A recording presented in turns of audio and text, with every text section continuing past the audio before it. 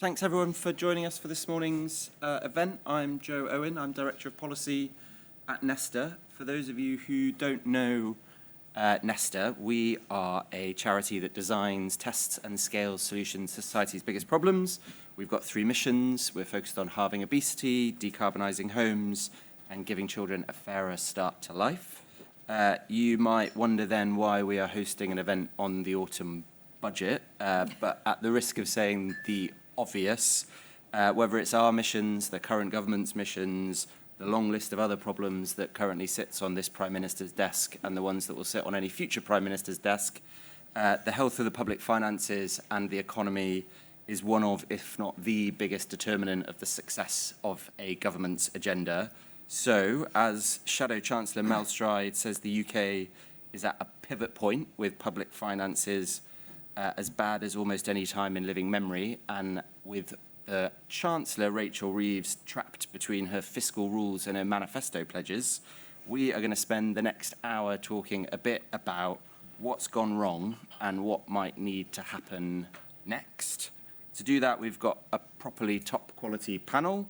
On my immediate left, Abi Brown, Councillor in Stoke-on-Trent and Deputy Leader of the GLA Conservative Group. LGA. Much bigger. GLA is just London, LGA is like all the way. Much bigger. Fine, sorry for the demotion. On the far left, Robert Colvile, Director of the Centre for Policy Studies. On my immediate right, Tim Leunig, Chief Economist at Nesta, former civil servant and economic advisor to the Chancellor. And then on my far right, Jill Rutter, Senior Fellow at the Institute for Government and UK in a Changing Europe. And as a civil servant, she works in the press office and private office of the Treasury, I think with John Major and Kate Clark. I work for the entire length of the Conservative government in different roles in the Treasury. So.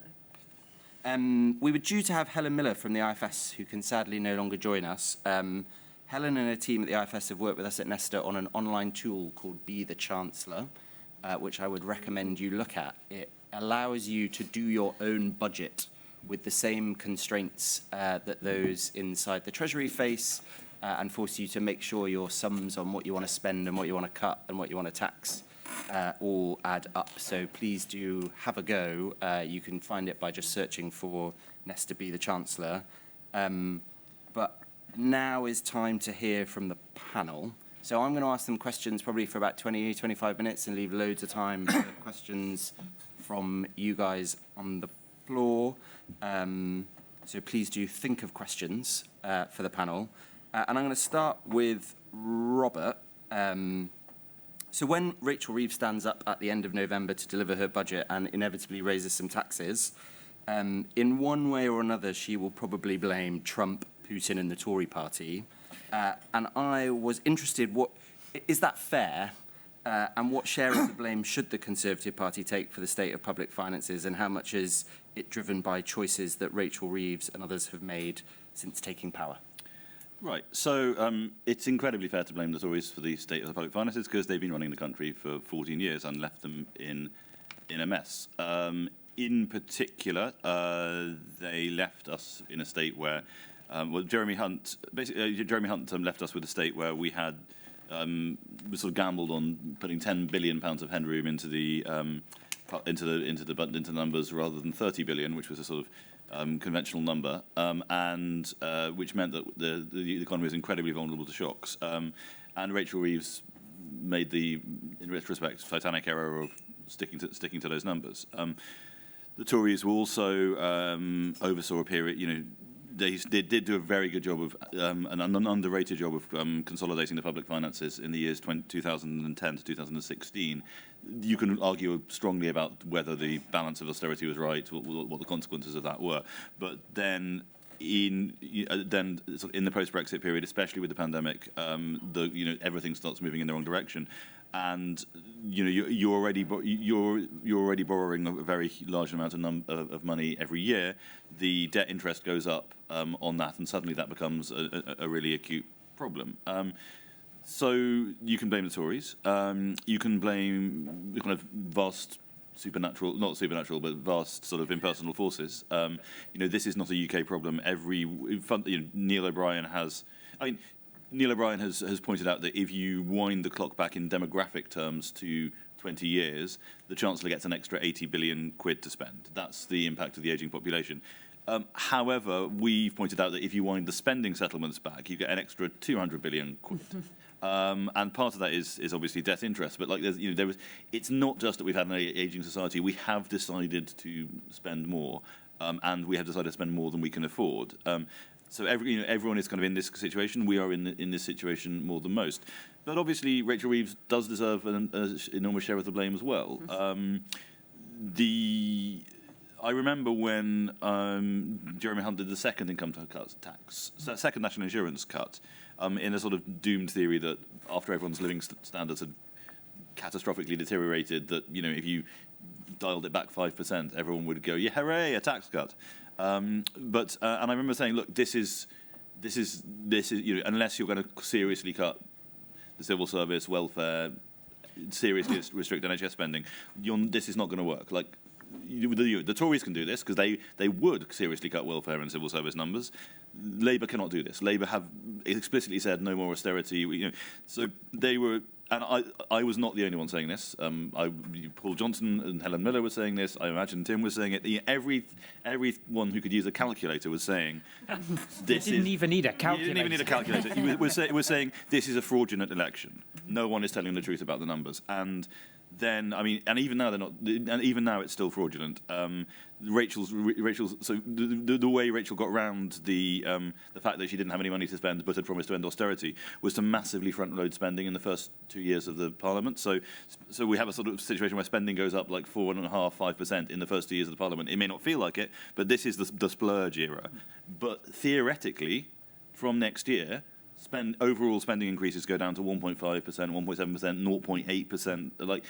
That is including the NHS going up. So basically, very, very soon, Labour MPs are going to go, hang on a second, this is austerity again, and they are absolutely not going to wear this. So Rachel, they absolutely determined they couldn't let the Tories have a whisker of difference on tax policy, and they said we're not going to have to raise any of the main taxes. So they trapped themselves. And then at the budget, they duly made some very stupid decisions. They taxed, they said, OK, well, we promised we're not going to tax workers, so how about we tax work? And it turns out that a tax on work is a tax on workers. We did a CPS panel yesterday with the UK hospitality, As the CPS found that the cost of as a result of tax rises, the cost of employing a full-time worker on the minimum wage went up by £2,400 overnight. Guess what? 100,000 fewer hospitality workers are now employed. And that means, the whole plan for Rachel was that you juice up the spending and then you get growth, and then you get the growth to kind of kick the economy into gear and make the numbers look a bit better. The taxes meant that they haven't had growth, and the business investment has been absolutely dire. It's not been. It's actually sort of done remarkably well, but business confidence levels are awful. And we've had two successes.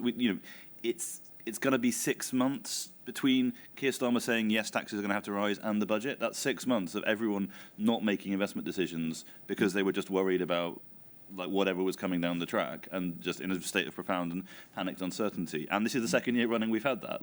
If you basically switch off investment decisions for half the year, every year, then you get... So I think Rachel can take, the Labour... And then, of course, Labour backbenchers, when asked to, not to cut welfare, but to restrain the enormous growth of the welfare budget by a relatively tiny proportion, failed to... said, no, we can't do that. We're not going to... This is cruel and awful. So, there's awful lot of blame to go around, but we are in a truly dire situation. Sorry. Welcome to Tuesday morning of conference. We will dig into more of that, but I want to come to you next, Abi, and get your take, particularly from a local government perspective, on what you think the Tories now need to do to restore their reputation for fiscal responsibility. Well, I guess there's something there, isn't there, that is unavoidable about, and I am going to be very bored about local government, so please do, expect that neither our government nor potentially the current government have any particularly clear plans on how they're going to support local government really around this. And there are various things in other directions that may or may not mask that effect. I was doing a panel yesterday, and I know there's at least one person in the audience who was there at the time, when we were talking about devolution, and it's all very interesting, isn't it? But doesn't it actually just mask the fact that local authorities are struggling and are financially unsustainable moving forward? And some of the things that Robert talked to plays into that as well. You know, local authorities are not are just as impacted by the rise in national insurance, along with everywhere within our places too.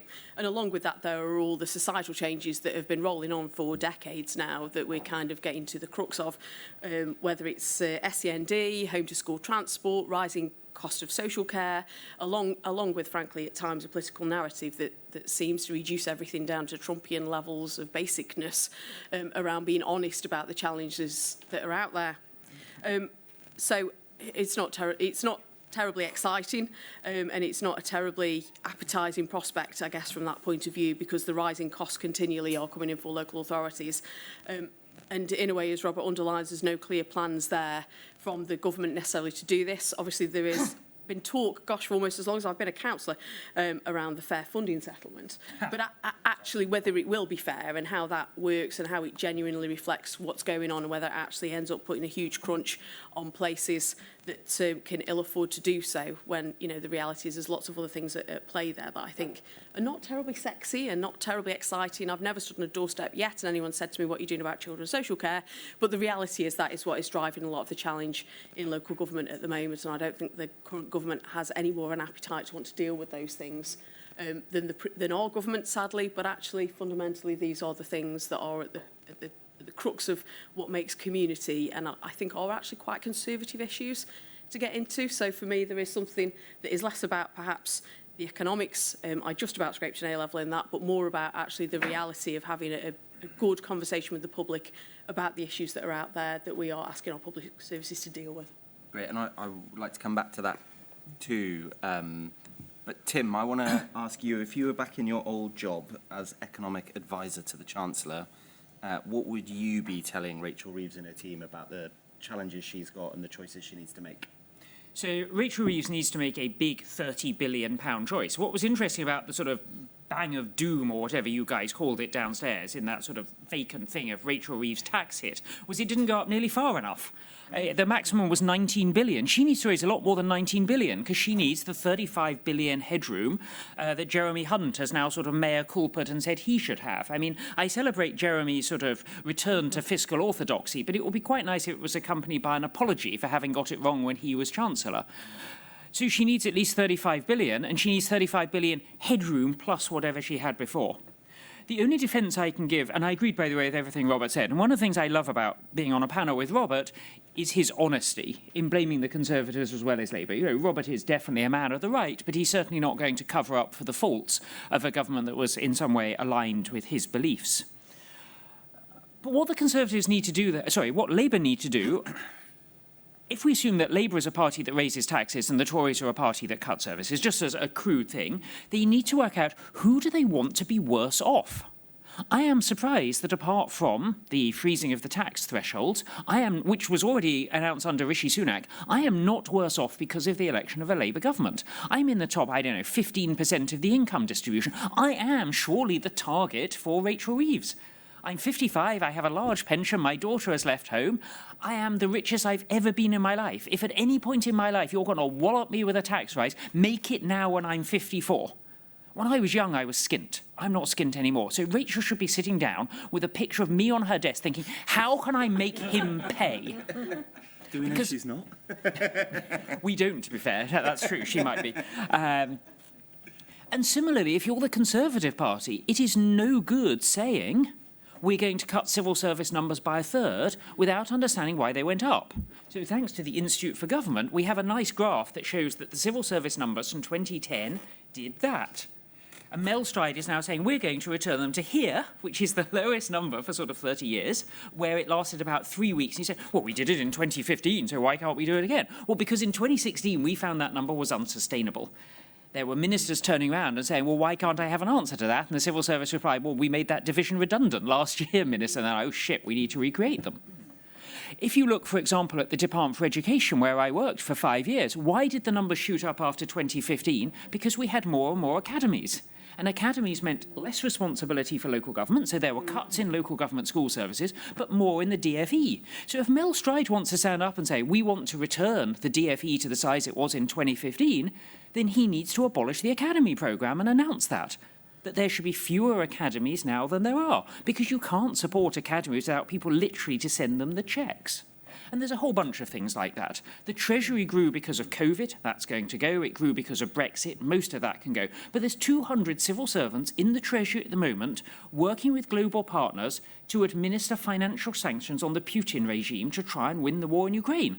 Does Mel Stride really want to fire those 200 people? They're literally forensically there. They're there 24/7, and in cooperation with their people around them, they have a button, and when they push it, they freeze the assets of someone worldwide. That strikes me as 200 really useful civil servants. So it's no good saying, we're going to cut civil service numbers. You've got to say, which Michael Gove did, bless him, in 2010. He abolished Sure Start. He abolished youth policy. He abolished curriculum support. There were 7 items that Michael abolished, and he got the tree of all the civil servants, and he had cut out 25% of the responsibilities of the DFE. If you are a serious government, or a serious government in waiting, that is the level of homework that you, the Conservative Party, need to do. Because otherwise, if you win again, you'll be as useless as Rachel Reeves and the Labour Party, who got into power with absolutely no effing clue as to what to do. And that, don't waste it. If you get to be a government, you should know what you want to do. And you've got to do that level of detail.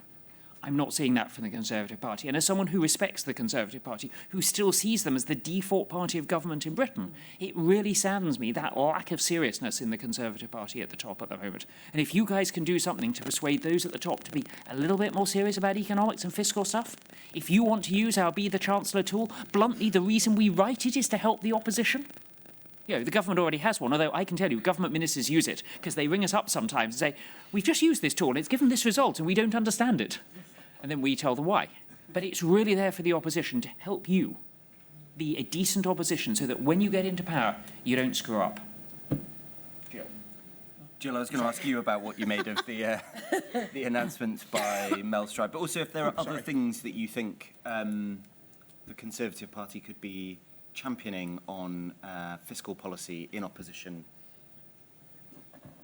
Thanks, Joe. I'm Jill Rutter from the Institute for Government. So, Tim obviously is right on civil service numbers.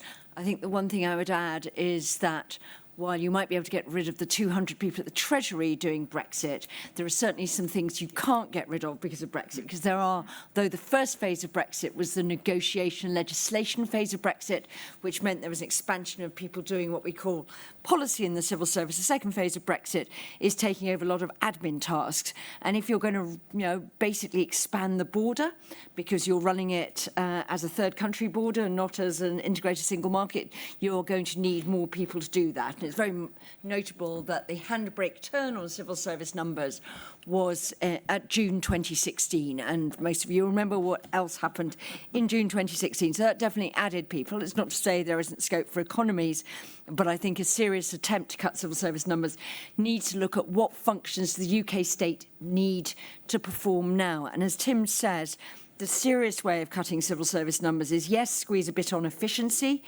Yes, as the government is trying to do, look at where AI can actually help you do things more efficiently. Interestingly, the government always lights on a number that's very similar to Mel Stride's number of 45 billion. That's a sort of equally sort of randomly sort of unsourced number. But it is quite hard to take things out. Remember, too, if you sack lots of civil servants, there are quite big upfront costs in doing that because civil servants have to be paid off. Unless you're going to really defy the odds. But anyway, so it's not an easy fix. So I think if you're really going to target that, come up with serious plans. And the easiest way of doing that is to cut functions. You might want to look, though, at whether some of those functions you're cutting are things you really, really want to cut, because quite a lot of the evidence suggests, although you might have cut the function of Sure Start actually did yield longer-term benefits, which led to savings elsewhere in the state. So I think let's put in a few places that the Conservatives might want to go just to throw things out.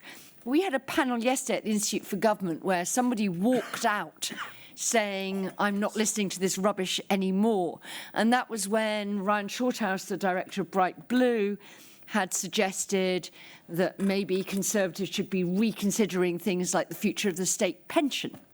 I think on a sort of Nixon to China policy, actually, should the Conservatives be thinking more radically about the sort of whole area of pensioner welfare? I thought it was very interesting that because I'm on Conservative distribution lists, because I come to Conservative Party conferences, I've been getting email after email declaring Conservative triumph in saving the winter fuel allowance, which clearly some pensioners need, but people like me, if I claim the state pension at the moment, I would be getting it, clearly don't need. I have incredibly low energy bills and I'm still in work.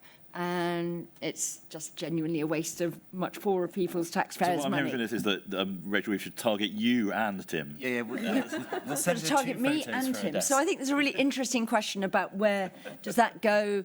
The things that that provoked this walkout, which we were a bit worried was about the IFG speaker, but he was just giving some figures for debt. So we think it was Ryan that provoked this, was talking about, actually, where do you go there? Is there a serious conversation? This is very interesting. Mel Stride is targeting welfare, but saying absolutely nothing about pensions. It's all working age welfare. And we know that working age populations have borne the brunts of cuts so far with some genuine consequences, and I think we need to look at that. So there's undoubtedly bloating, some very interesting things that need to be done about tackling the rise in inactivity and claims and things like that, but it's not the sort of easy win that it looks like. I think it's a really interesting thing in Mel Stride's list of cuts about the complete evisceration of the aid budget. And it's been really interesting to know how far is the party that put the 0.7% aid target into law and then sort of overrode that law and slightly swept aside to go to 0.5, was then matched by Keir Starmer taking it to 0.3 to accommodate higher defence spending. Is 0.1% of GVA on aid really where the Conservative Party wants to be? Because that's part of where he's finding his savings. So I think there's some really interesting things about the targets. I think one of the things, though, that's really interesting about the Mel Stride list of cuts is none of it is on public services. Now, is that a recognition that actually a combination of austerity and then the demands of the pandemic have really meant we've taken more than we can out of local government, we've taken more than we can out of the NHS, whatever, or really where is that going to go? Or are the Conservatives going to come back with another sort of view on that? The other bit that goes is a lot of the demand-side incentives on net zero, but those aren't huge amounts of money, the warm house discount. You might need to find another way of compensating people who are fuel poor and things like that. So I think some really interesting areas identified, but I think at the moment, it frankly looks like a list of rather cheap and easy targets. And as Tim said, is that really where a sort of serious party wants to go? And is that actually what you want to be quizzed on at the next election and what you would take into government? Thanks, Jill. Robert, you touched on this in your opening remarks, but we've focused quite a lot on tax and cuts. But what about growth? What do you want to see at the budget that would reassure you the Labour government is taking growth seriously? And what do you think Mel Stride's policy should develop to in order to show the sort of Conservative Party or the party that have got the answers on growth? Sure. Well, growth is obviously utterly vital. If you sort of wind back the clock and say we had, if we had continued at trend growth rate since 2008, or if we had matched America's growth rate, everyone in this room would have a Ferrari. The figures are grotesquely annoying and upsetting. And I think, our sort of contention at the Centre for Policy Studies, it's kind of literally written into our founding document, is that we have reached a level of taxation where you probably can't raise it much further. As the last year proves, you can't raise taxes, especially taxes on work and investment and wealth, and without getting more than you see. Just a small example: they raised the taxes on spirits by, I can't remember what the percentage was, but it was pretty chunky, and revenue has actually fallen or stayed flat. There's a historic sort of maximum of the amount of tax you can extract in the British economy, and we are there, and it's really hard to see how you can go up. So the Centre for British Progress did a report just the other day featuring 100 different think tankers and economists. I'm not sure whether Tim was asked. No, I wasn't. Oh, well, in that case, I apologise. I was obviously judged a better economist than you, which first time that's happened. But no, so I was one of the 100, but it was quite sort of centre-left tilted, and the overwhelming thing that people were focusing on were planning, infrastructure, regulations, just the fact that we make it utterly impossible to do anything or build anything in this country, and that's a huge area. I mean, I personally like to see lower taxes on investment, lower taxes on business, but I think that at this stage that's a bit of a pipe dream. I think we're in a sort of do no harm state rather than being able to unleash animal spirits. So if we were, I think, along with other, we're about to do a panel on this over the road. There's actually quite a strong level of left-right agreement on the design of the tax system rather than the level of it. Like, I think if you got an economist from the CPS and an economist from the IPPR and said, would you accept abolishing stamp duty in exchange for a higher council tax, they'd just say yes, obviously. There's a load of the design. No one has really done serious tax reform in our country since Nigel Lawson. And it's quite depressing that Labour had all that time in opposition and a massive majority and didn't actually they just sort of moved the sliders up and down. They didn't actually do any rethinking. But I would say on growth, it is, we could, we ran the calculation to keep the share of GDP we are spending on the elderly population stable. We would need growth of 3% a year every year for 50 years. That's not going to happen. That is a completely different universe we are in. The universe we are in is one where, of the 6 biggest spending items in the government's budget, the NHS, elderly welfare, including pensions, working age welfare, education, defence, and debt interest, all of them except education are going up by more than the economy can afford. I mean, this is if you go back to the Margaret Thatcher point, if you're borrowing too much, that means you're spending too much. If you're spending too much, you need to stop spending. We are structurally in a situation where spending is outpacing any conceivable level of growth in the economy, and getting growth up can help with that, but it cannot tackle that. We fundamentally need to live within our means, and I think and I think that there is sort of now a recognition that you either do that by very big spending cuts or very big tax rises, and I think Labour and the Tories are sort of polarising between those options. But no one on either side is really, as Tim has said, is really ready to be completely honest about the scale of the cuts or tax rises that are going to happen. I'm just going to bring Jill in on tax reform. I just wanted to. It was very interesting. Tim and I were on a panel last week, a similar Nesta panel, at the Labour Party conference. We get to go to lots of conferences. We get to go to lots of conferences. We're knackered at this point in the year. Speak for yourself, Mr. Leunig. Anyway, but what was very interesting was we had two sort of newly elected Labour MPs on the panel, and they looked at Tim and I accusingly and said, so it's really interesting. If there's all this consensus on tax reform, why doesn't it happen? Is the civil service getting in the way?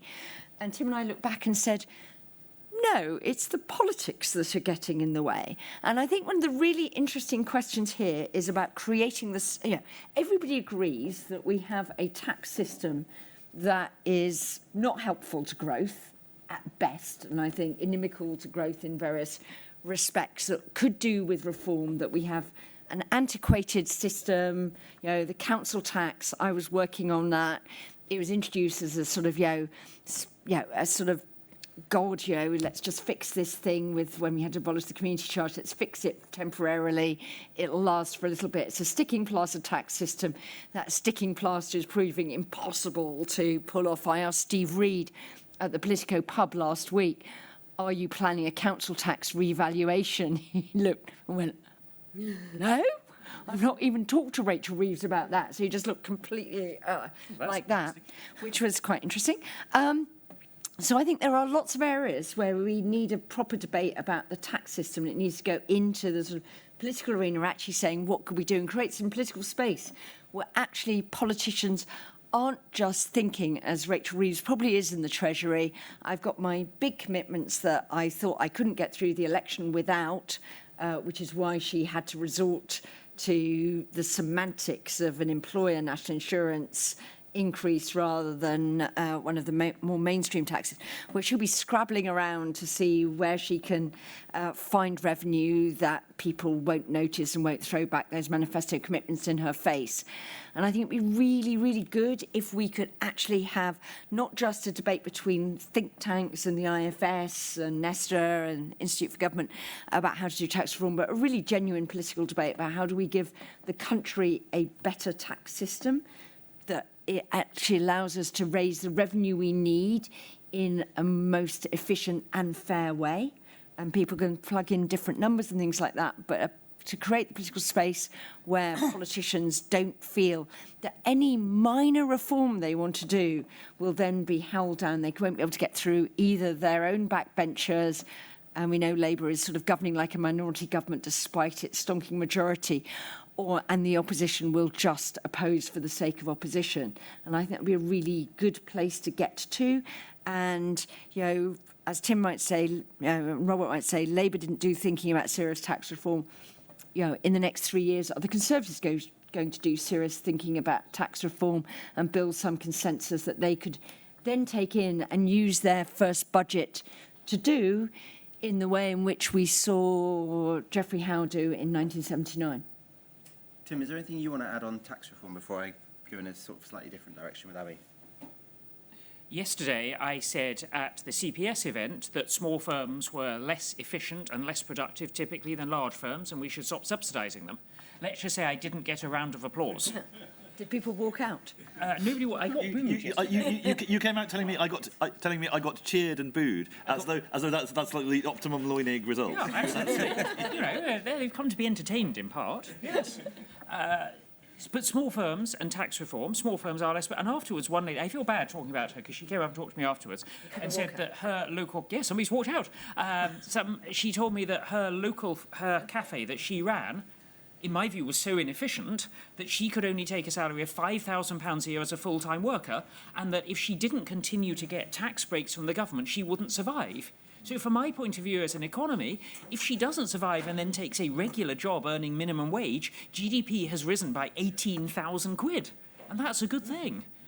But it's not easy giving a message to someone who is a sincere, decent human being who is working hard to run her cafe, but it doesn't stop my tough measures of being true.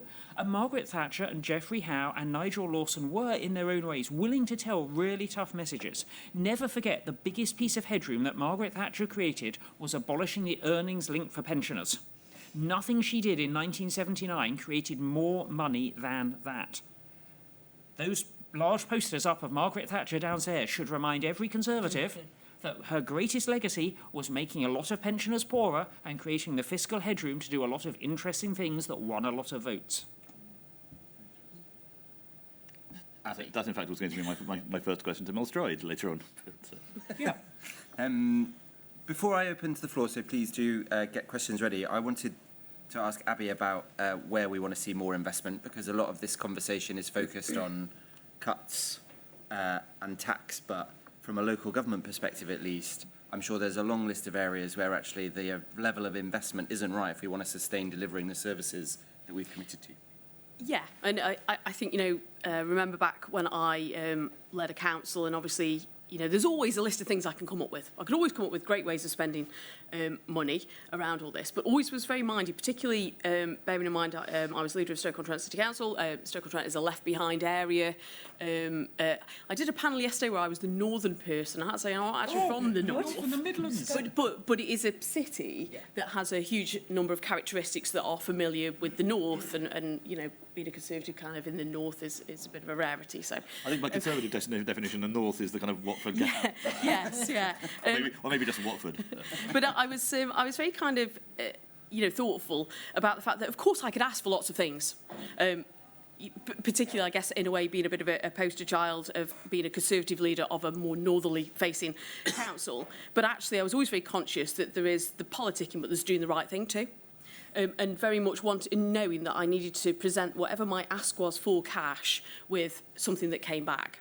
And I guess in a way, whilst I could reel off a whole list of things that I think the government could put money into, I think the reality is that the right thing to do is to make sure that they are investment that actually leaves the country in a better place than a worse place just because it is you know, a wish list of local politicians in a way. So there is all the obvious stuff in terms of send and education, all those sorts of things.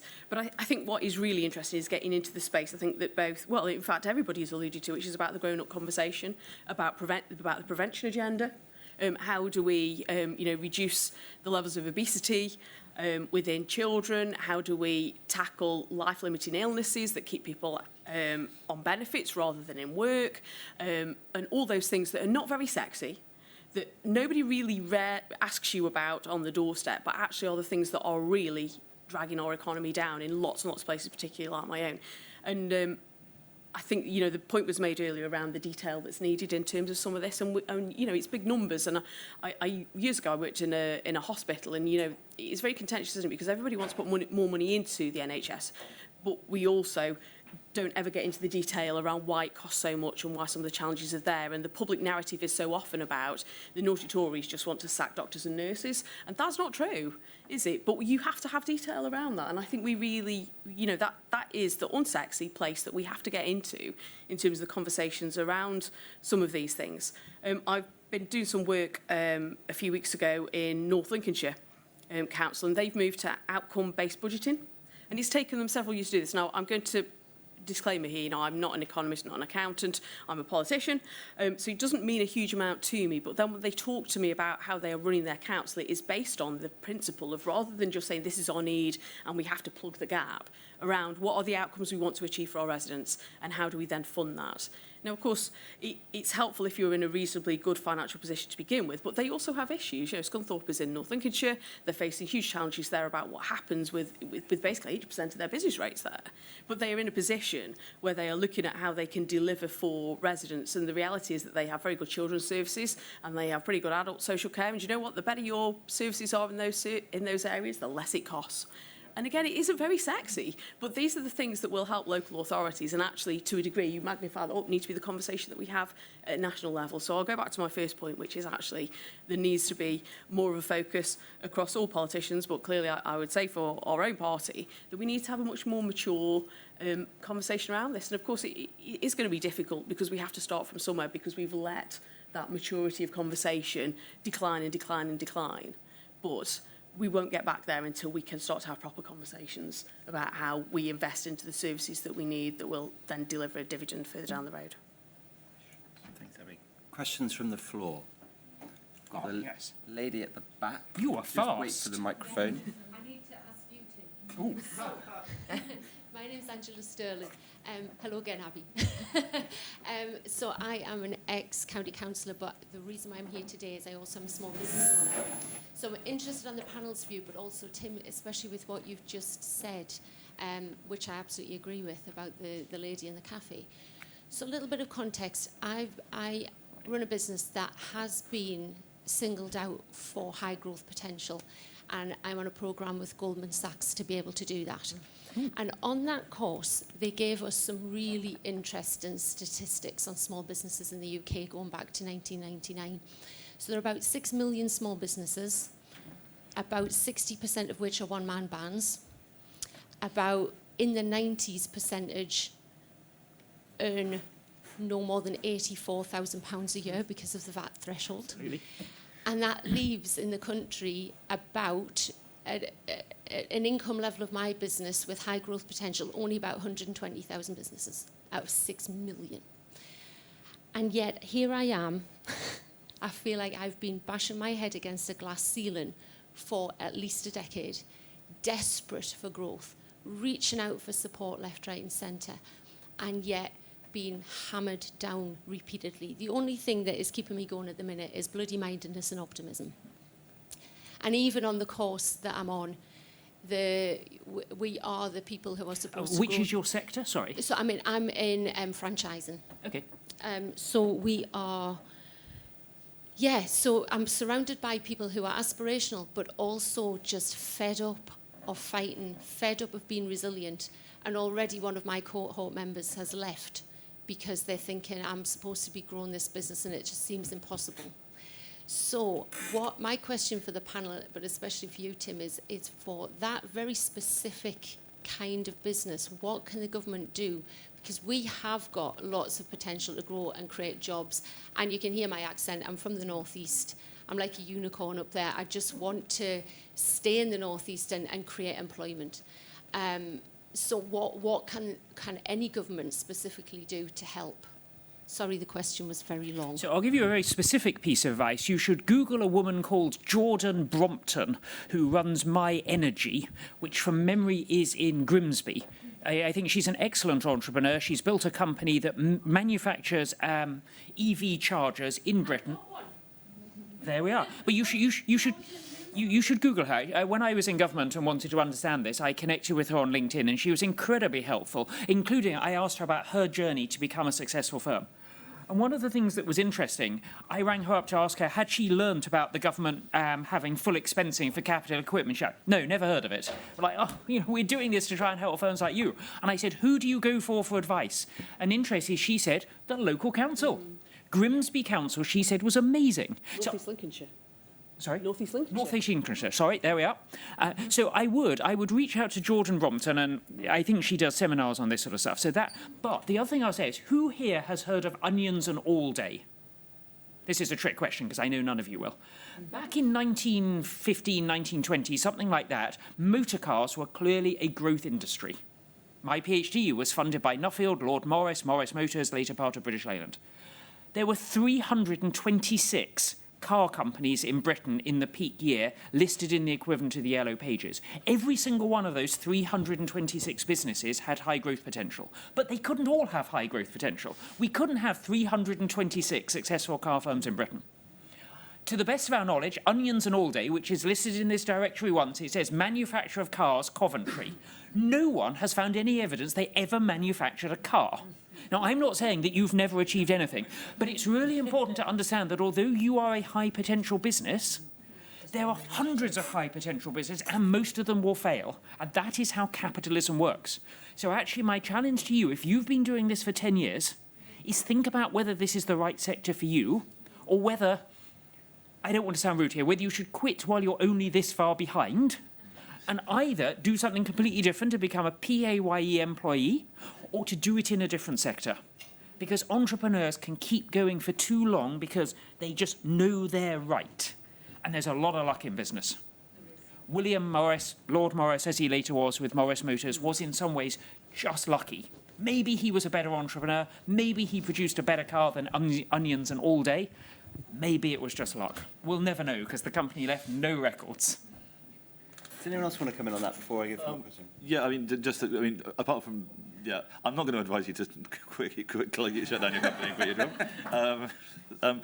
job. So we've done quite a lot of work on this at CPS, and one of the issues that, the UK, it's very easy to start a company. We're good at that. It's the jump from 0 employees to 1 employee is hard, and the jump from 1 employee to 10 employees is hard and slower than it should be. And like, we're policy guys. We tend to think it's all about rational calculations and tax rates and all the rest of it. And the research we've done shows that's not the case. We did a big program of work, which never actually we published it because of the pandemic intervened. But what we found was that for most companies, and I expect for yours as well, the burden of administration and reporting and tax, it wasn't the amount of money you had to pay. It was the sheer amount of your time it was taking to do that kind of thing. And tragically, the kind of level of aggravation seemed to increase as firms grew. It wasn't until firms hit the medium-sized framework, like that they could afford to just hire someone to deal with that and make it all go away. Having a system where your level of aggravation with the state increases as you grow is probably not a great idea. And we proposed Tim would probably rip this to shreds, but we proposed a simple idea that they've tried in Estonia or South Africa, where if you're a small and growing company, you should just be able to say, we will pay a slice of our revenue, a given chunk, 15%, 20%, instead of every other tax, instead of business rates, instead of VAT, instead of employers NI, just a bespoke, the most simple regime in the world for. And the Treasury said, but then people would choose which tax regime was most advantageous for them, and we were like, yes, they would. But we had really good polling evidence saying, even if it meant I was actually paying 10 grand a year more, just to get rid of all this faff, I would actually do this. And the similar point, we've done on at the higher end, we've done surveys of investors in the UK and people who are making sort of decisions involving like 9-figure sums rather than £900 sums. And again, you expect them to be talking about corporation tax rates and the return on investment, and they do care about that. But the key thing for them was customer service. It was like, if I'm coming to the UK, if I want to try and do something, who do I talk to in government? And like having massive companies, the classic example here is one of the tech, Andreessen Horowitz, biggest investment firm in the world almost. It's backed so many of the big tech giants. Rishi Sunak devoted, Tim might have been part of these conversations. Rishi Sunak devoted enormous amounts of his own personal time into getting them to launch their headquarters in the UK. They launched. They got referred to like some sort of no market. The CMA was like, no, you can't start crypto over here. We haven't got any we haven't worked out what the regulations are. They sort of everyone they got told to speak to 5 different people in 5 different departments. There was no sort of customer liaison manager within government for them. And eventually, without as far as I can make out, without investing in a single UK firm, they said, "Fuck this! We're shutting down our £1 billion investment, and we're going back to America." Like that sense of like. No, I'm ranting slightly, but there's another, there is a small business survey the government does, which is kind of, but it's because it's inherited from, because it was started when it was an energy department rather than a business department. It asks a lot of questions about how many women you've got on your board or whether you're aware of this particular government initiative. It asks no questions about what are the problems you face, like what are the biggest obstacles you face, what could we do to help you. There is not that culture within central government of what can we do to help you. That like by starting a business, you are doing a really good thing, and we should be trying to help you and support you. And I think that is a huge challenge for this country and something we absolutely need to change. I'm going to bring Jill in, and then I'll come back to. So I'm going to sound very improbable here, but I think one of the problems about the way government sets itself up is it sets itself up for its own convenience, which means that departments come up with rules and regulations to achieve their sort of limited objectives. We're always having this stuff about cumulative burdens, which we don't really look at. But we do things, and then, if you want to know what environmental regulations might be, you've got to find them on from DEFRA.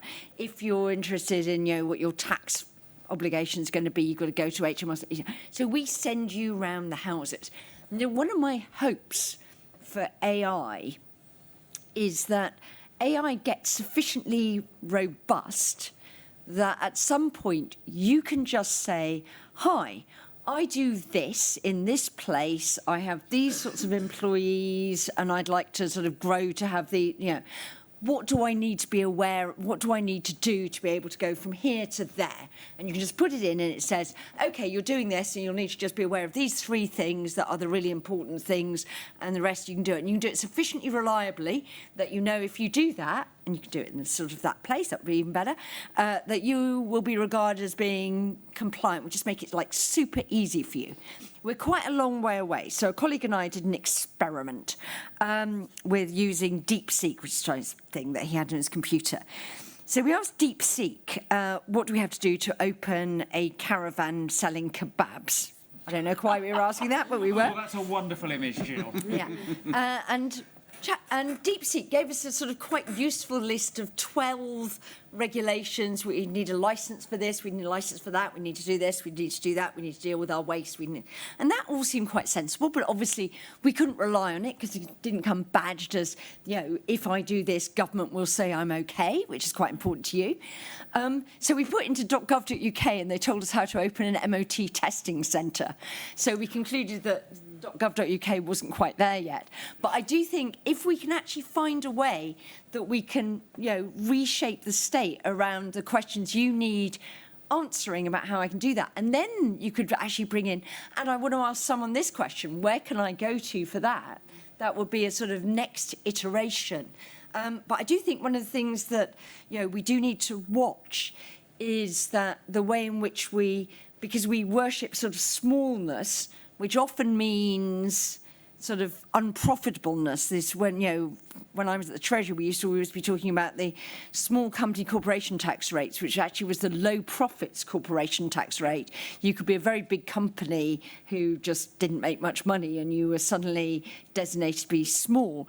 But I do think we need to be very careful about the way in which, thinking we're advantaging loads of small companies, we actually basically give you every incentive in the world to stay small and make the barriers to becoming bigger really unattractive and insurmountable. So I do think that's a sort of bit that we need to look at, is how we can actually do something which sort of says we actually want to make it as easy as possible for you to scale up, as opposed to stick behind every different threshold that we've managed to get you to navigate and hide behind.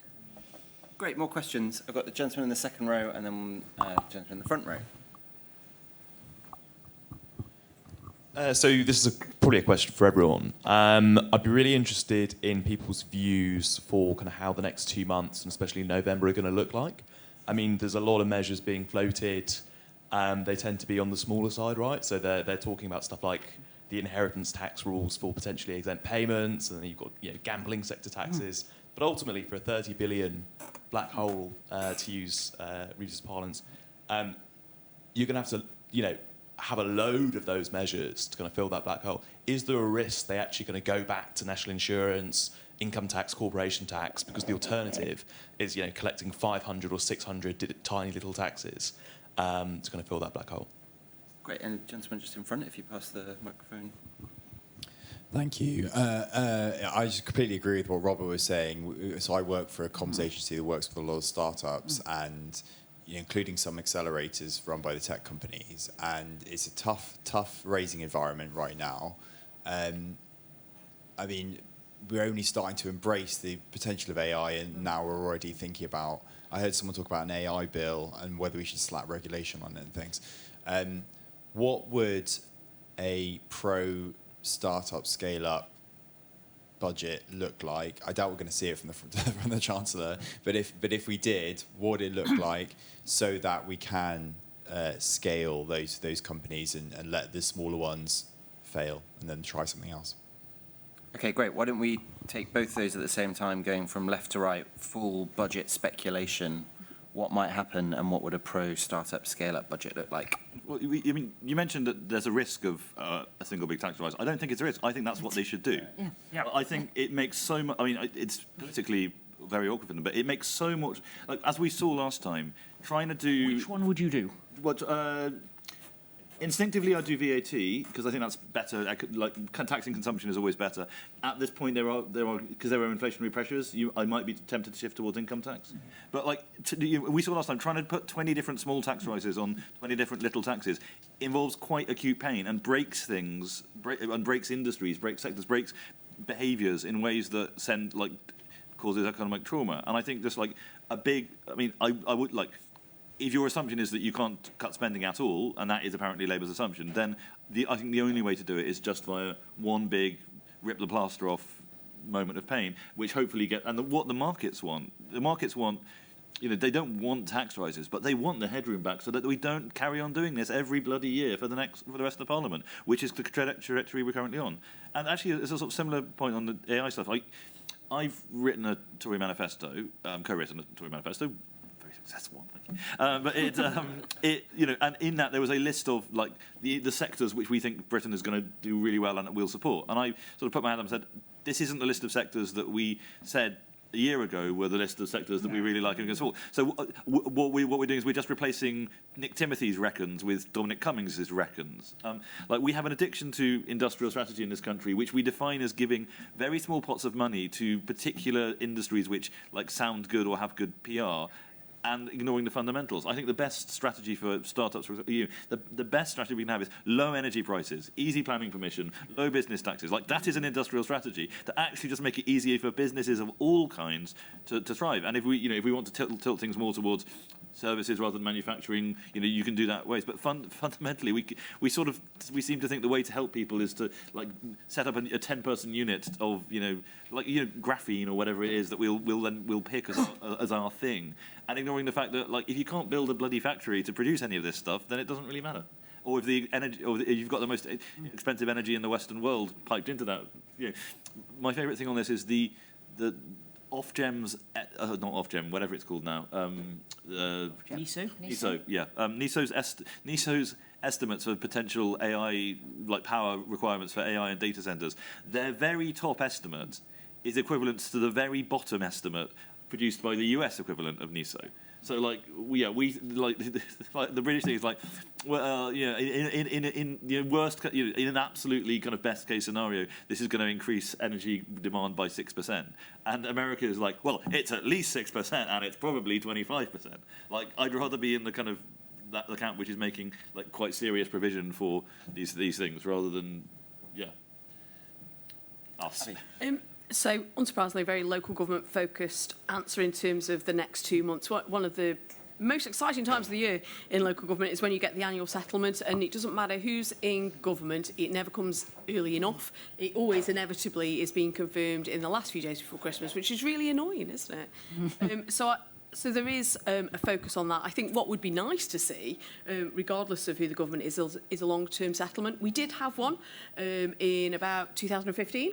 I think we got a couple of years, but actually, like everybody, local government needs more than a one-year settlement that's issued kind of at the last minute, just as you're doing your budget, to go out with how you're going to allocate your money around things. So that's kind of my prediction, that we won't see anything change, but it would be really great if we could have a longer-term settlement for local government. In terms of pro-startup, I'm absolutely with Robert. One of the roles of local authorities is to create the conditions for growth. The government's recently announced the Pride in Place scheme, which I'm intrigued about as someone who was very successful in securing levelling up cash. How's that going to be spent? 20 million, £2 million a year over 10 years. It's the opposite end of the spectrum to levelling up, whereas a local authority, you had to come up with something for, a big sort of cash prize that you then pitch in and the government says yay or nay and you get the cash. And we've gone to the other extreme now, which is there's almost no rules around this. It's £2 million a year. You can spend it on kind of almost what you want. And we want communities to tell us, if you ever stood on a doorstep and asked residents what they think you should spend millions of pounds on, I can tell you it probably isn't the thing that the government think they're going to ask. It will be resurfacing roads, and they're all good things. But I think if the government thinks that a free will of £2 million a year over 10 years will drive growth, I'm not convinced it will without some parameters in it. And, there's been some good stuff. And again, I guess I would point to things that I've been involved with that previous Conservative governments have brought forward, innovation zones, enterprise zones and things like that. But I think there is something to go back to Jill's point earlier about that sort of freedom to think about what works, and Tim's as well, in terms of not being too prescriptive in terms of what it is. So it would be good, I guess, to see some, I suppose I'm going to create the link back to North Links. It'd be really great to see that Pride in Place being used on outcome-based budgeting to support sectoral growth without, as Robert says, the specificity of what you think the thing should be for your area. I get to travel all over the country, and you sit in lots of rooms where every area thinks they're going to be the next one to do e-gaming, or the next one to do this, that, and the other. And the reality is, in most places, we need a mixed economy. You're always going to have service jobs. You're going to have a level of industrial jobs. You're going to need people who build houses. You're going to need all that. And I don't think there's anything wrong with being honest about that. Sorry, very rude of me, but Neil O'Brien, who's now Tory's head of policy, did a wonderful piece of work when he was a think tanker, where he looked at the mission statements of every local council in the country, and he was like, so we've got like 45 biotech hubs, 55 creative sector hubs, 75 life sciences hubs.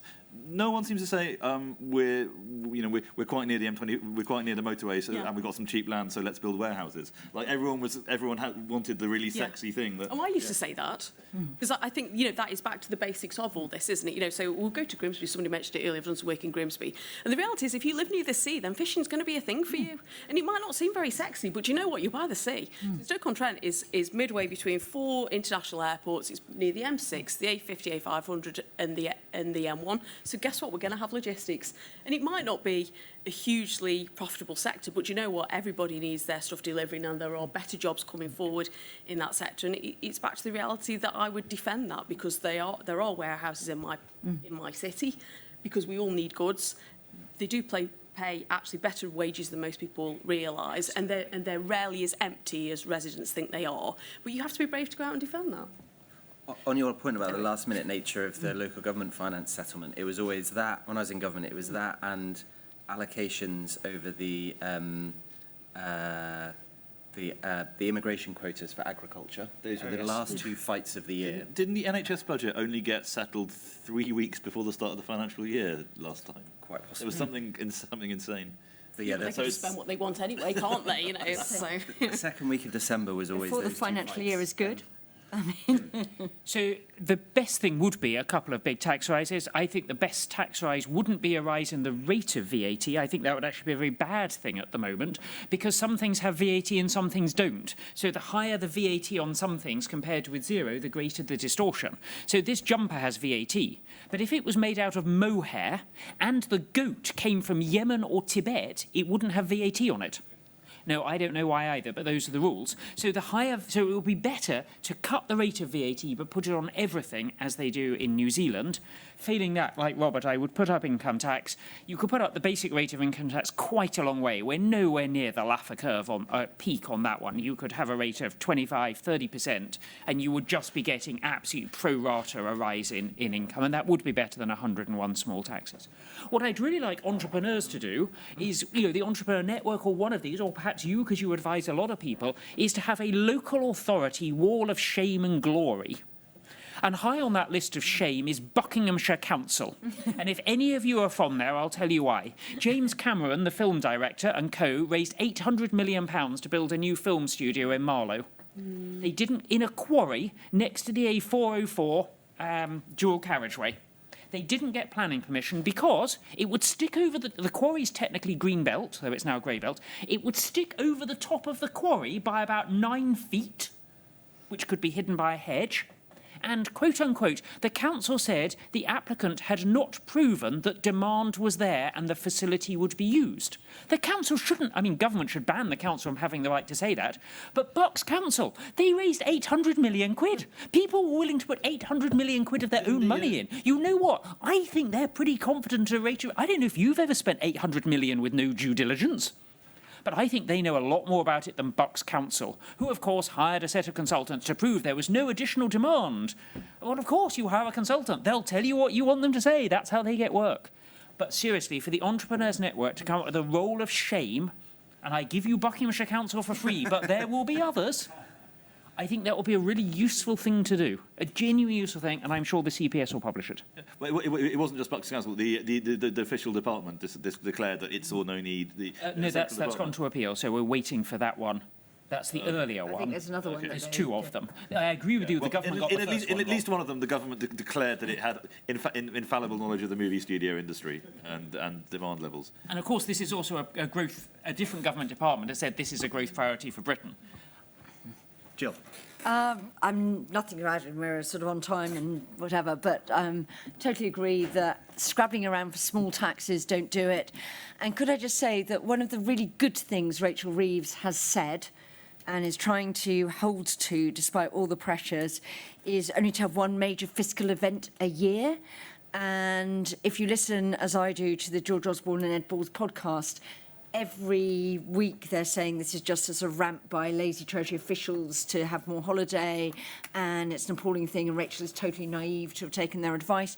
But actually one of the best things we could do is to actually not make our tax system any worse than it currently is for people, and actually start the process of genuine simplification of the tax system, so it's not a massive sort of maze for everybody to navigate when they want to do anything.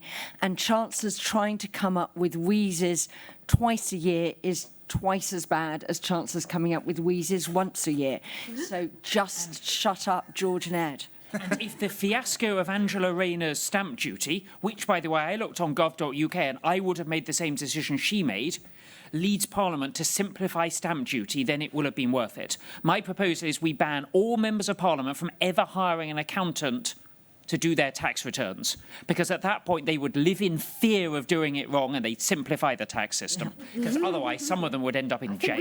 I think you should film Chancellors filling out tax returns. You heard it here first. Thank you very much for coming. Thank you very much to the panel. Can we give them a round of applause, please?